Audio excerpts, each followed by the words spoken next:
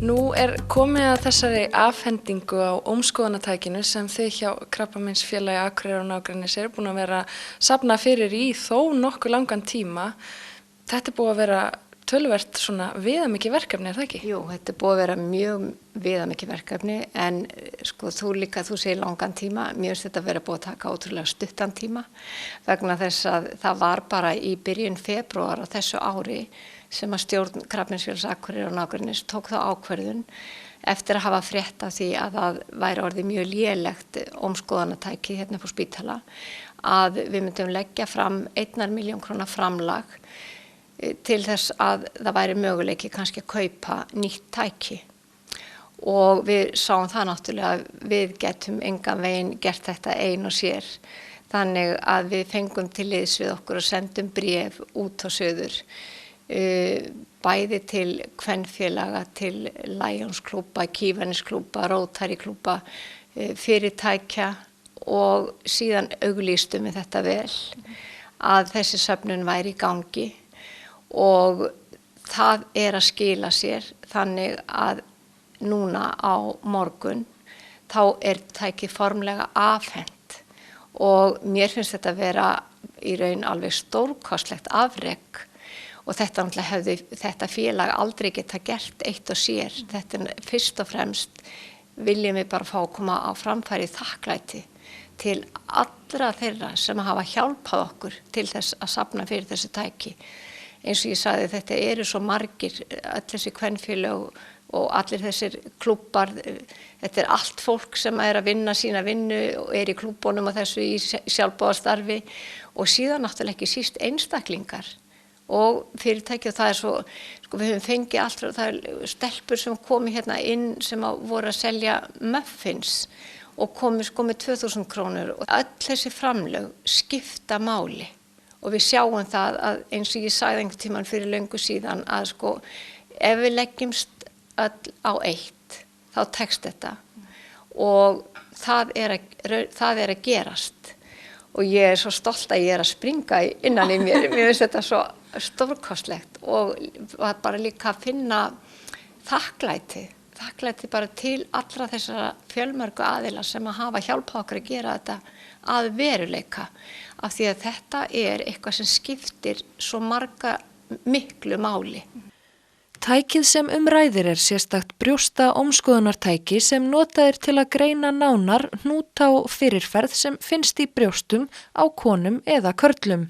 Fyrir var gamalt tæki sem í raun orðið úrelt en Þorbjörg lýsir því hve mikil viðbrigði það eru að fá nýja tækið.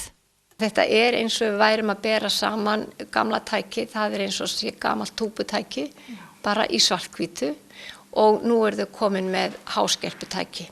Þannig að þetta náttúrulega alveg stórkostlegt að vera búin að safna fyrir þessu.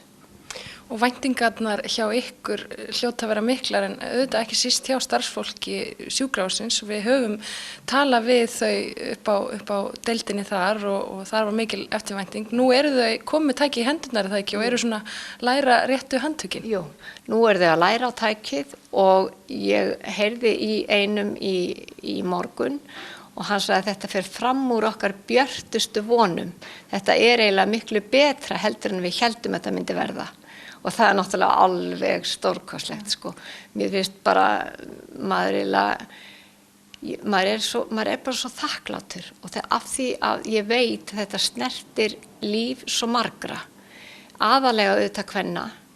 Þetta sparar ríkinu líka mikið en þetta sparar ekki líka síst sko einstaklingunum, konunum að geta farið í þessa rannsókn hérna á sjúkrahúsinu á Akureyri. Þetta tæki nýtist líka konum í raun af öllu Norðvesturlandi og Austurlandi líka í staðinn fyrir að fara til Reykjavíkur að þá styttra og ódýrara að koma til Akureyrar og farið þetta tæki hér. Ég tala ekki sko ef allt reiknað út í peningum og hvort þetta sé þjóðhagslega hagkvæmt og mitt svar mjög einfalt, sannarlega. Og eins og segir þá eru þau að þjónusta fólk út á landi, bæði alla leið austur og svo Norðvesturland Þið hljótið að hafa fundið það líka þegar þið voru að leita eftir peningastyrkjum og þess áttar að fólk vill fá þessa þjónustu í heimabyggðu allavega sem næst sér út á landi. Nákvæmlega, það er náttúrulega mjög góður punktur vegna þess að það er náttúrulega þetta það sem skiptir öllu máli sko, ef þú ert að fara í greiningu, ef þú finnur eitthvað í brjóstinu þínu sem að þú ert ekki örugg hvað að þá þarftu ekki að taka þig upp frá fjölskyldu, jafnvel börnum, ungum börnum og fara suður til Reykjavíkur í skoðun. Þú getur farið hér og þetta skiptir gríðarlega miklu máli af því þetta eru ótrúlega margir einstaklingar og sérstaklega konur. Kallar eru náttúrulega í miklu minnihluta en ég vil samt ítreka að það til brjóstakrabbamein hjá körlum. Og að því við erum að tala svona landsbyggðina og þetta, þá krabbameinsdeildin eða krabbameinsfélagi á Akureyri og nágrenni, þetta í rauninni aðskilið og það hægt að styrkja ykkur sér. Já, það hægt að gera það. Við erum alveg sjálfstætt félag. Krabbameinsfélag Íslands eins og regnhlífasamtök yfir fullt 10 krabbameinsfélaga út allt land og fjármálin blandast í raun ekki saman. Við erum alveg sérstakt félag hér og okkar félagssvæði félagsvæði Krabbameinsfélags Akureyrar og nágrennis nær frá Siglufirði og það gerðist nú bara í hittifyrra að Siglfirðingar komu með okkur og við náum austur að Stórutjörnum fyrir austan. Þannig að þetta stórt landsvæði líka sem að þetta félag þjónar. Og við náttúrulega gerum meira heldur en að safna fyrir svona nauðsynlegu tæki eins og þetta. Já, og nú mitt langar mig að spyrja af því að tæki verður afhent á morgun.